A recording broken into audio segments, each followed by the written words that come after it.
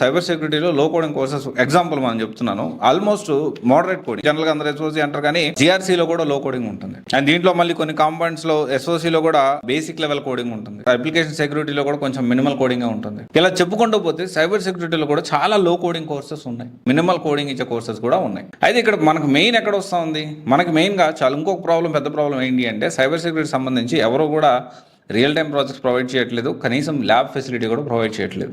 మన అమీర్పేటలో పోతే బోల్డ్ మంది సైబర్ సెక్యూరిటీ ప్రొవైడ్ చేస్తున్నారు, కానీ అందులో ఎంతమంది విత్ ల్యాబ్ ఫెసిలిటీతో, విత్ ఇంటర్న్షిప్ తోటి బూట్ క్యాంప్స్ ప్రొవైడ్ చేస్తూ, దాంతోపాటు ప్లేస్మెంట్ అసిస్టెన్స్ ఇస్తూ, రైట్ మనకి జాబ్ వచ్చే వరకు ఇంటర్వ్యూసే కాదు, జాబ్ వచ్చే వరకు ప్రాజెక్ట్స్ చేపిస్తూ, 3 లైవ్ ప్రాజెక్ట్స్ చేపిస్తూ, ఇలా సైబర్ సెక్యూరిటీలో మీకు ఏ కోర్స్ సూట్ అవుతుందో కూడా వాళ్ళు గైడ్ చేసే వాళ్ళు ఎవరైనా ఉన్నారా అంటే అనుకోవచ్చు, చాలా తక్కువ మంది ఉన్నారు. దాంట్లో మెయిన్గా ఇక్కడ మనం చూసుకుంటే సైబర్ సెక్యూరిటీ కోర్స్ అనేది క్వాలిటీ థాట్ అమీర్పేటలో మనం నేర్చుకోవచ్చు.